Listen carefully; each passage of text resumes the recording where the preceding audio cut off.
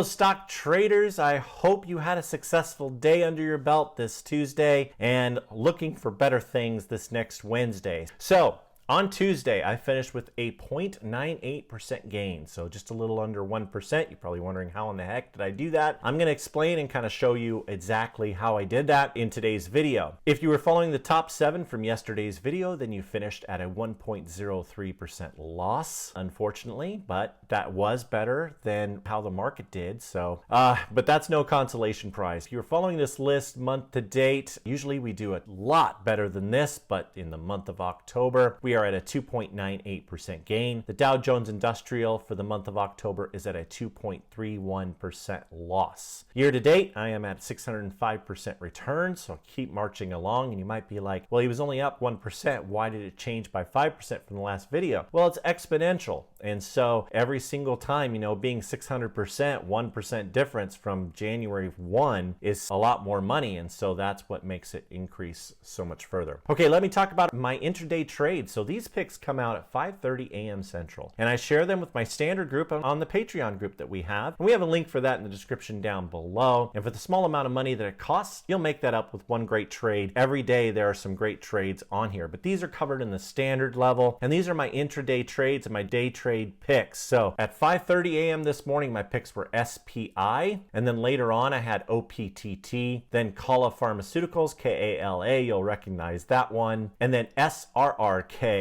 later in the day. So to start off the day, my very first trade was SPI. I bought it at $9.25 and was able to sell it at $11.03. And most members that followed me on this trade really made a good gain on it. And this was for a 19.8% gain. So that was a great way to start off my Tuesday. OPTT was the next, and I bought at $2.30 and sold at $2.29. So a really small loss. That's going to happen. Not all these trades are going to be positive, huge.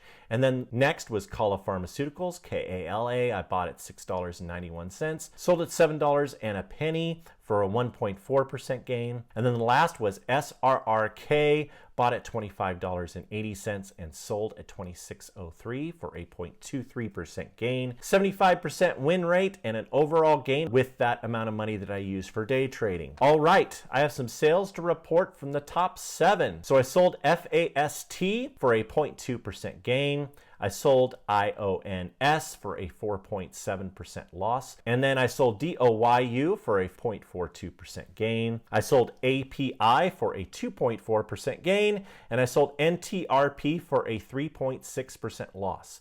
Now I took all the cash from all of these sales and I'm just leaving them as cash available, and I'm going to talk about that in detail right now. So in my opinion, the market is going to struggle over the next week. This is something that we kind of knew was going to happen, but going into an election week, it's best to be mostly cash, to sit back, have something available. Now some might say, well, why don't you short the market? Well, that's a great way to do it. I just never have been successful shorting. I just haven't done well at it. Those strategies have not been successful for me. They may be successful for you, and that is great, and I wish you the best. But the market is going to struggle until we have a stimulus deal. There's a lot of pressure on politicians to make this happen, but with no stimulus deal, the market is going to go downwards until there is good news. That's what's great about having cash aside, is that once there is good news, then you can go into those stocks that have a great catalyst on them. That's how I like to do it. I like to have that money available, ready to pounce at any moment. Number 2, the market is going to struggle until we have a new elected official as president and the other side has conceded. However that works. This is just something that you have to deal with every 4 years. And then my personal plan till November 4th. This is my plan. My plan is 80% cash, and I'm pretty much there. I've already sold off those stocks, and I have all of that as cash sitting available. And I do have some money in all of the top 7s. Every stock I ever recommend, I have money in it, but I don't have a lot in it. So right now, I've just really cut that back. And then I'm going to be in my top 7 stocks, 10%. And then I'm going to save 10% for taking advantage and jumping on day trade pick ideas. Why? Because the worse the market is, for whatever reason, the worse the market is, I do better and better in my intraday trading. Those tend to be those great days where I find that winner that really runs upwards. And so I'm going to make sure to get into those opportunities. Now, if the setup isn't there, don't trade it. So if there's not news behind a stock that you're trading, I don't recommend that you intraday trade it. You need that news to prop it up. All right.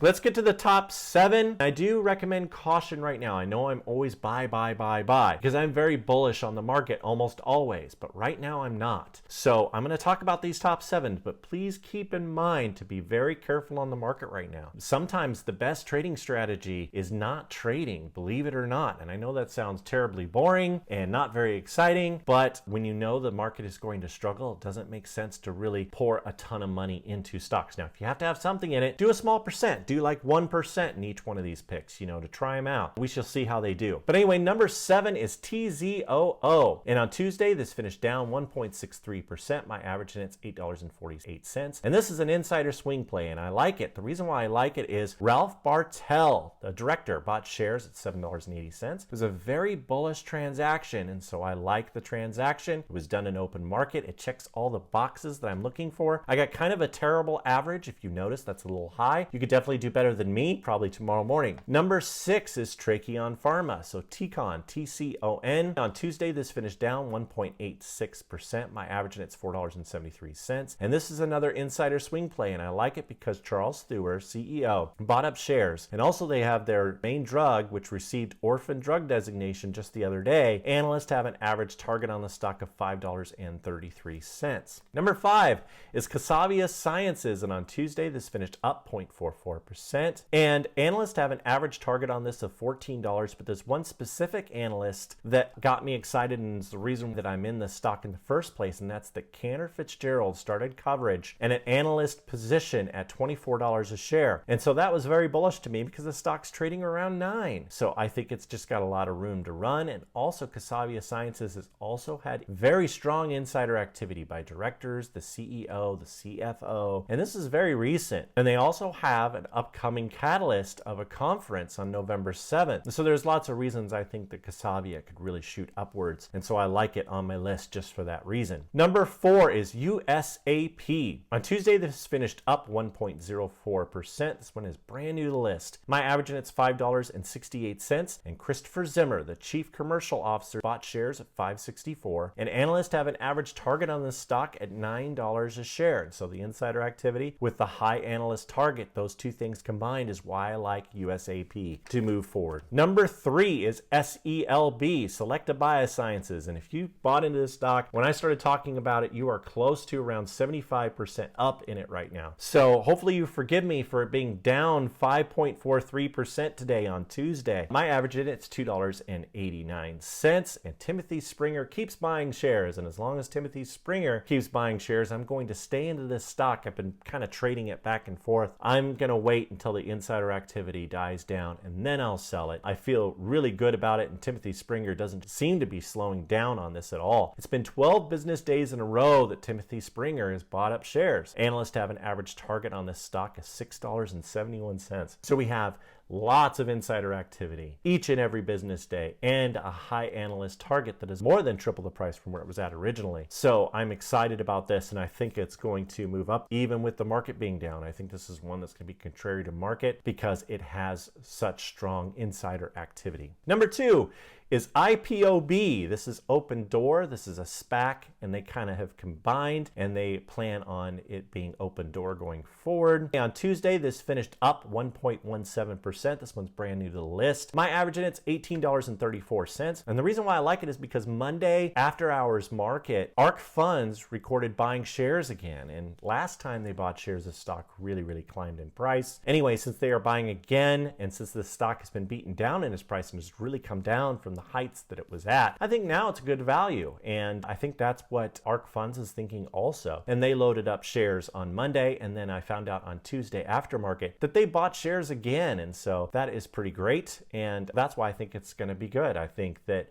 as long as ARK is loading up and there's excitement for the stock, I think it's going to move up throughout the day tomorrow. All right, and number 1 is Taco. This is Del Taco, and this finished even on Tuesday. My average in it is $7.75, and I like it because Eric Harry Levy bought shares 3 consecutive business days. It was a very bullish transaction, and also analysts have a high average target price of $11.75. So that combined with insider activity makes me confident that it's going to do well even in these tough times. I do a lot of work for this list, so if you could please do me a favor, and if you haven't done so already, please hit that most amazing and wonderful like button. Also, if you would do the honor of sharing this video with your friends, I would very much appreciate that. And if you haven't done so already, please subscribe and turn on those bell notifications so you get notified when one of these new videos comes out. Be patient. We will get through this. This is every 4 years that we kind of have to deal with this. The market always drops the week before the election. That's just kind of what happens. So you can plan for it, and it'll help you to be more successful with your trading. Save that precious capital. I'm hoping for a great day tomorrow, and I wish you the best of luck, and Raythoven out.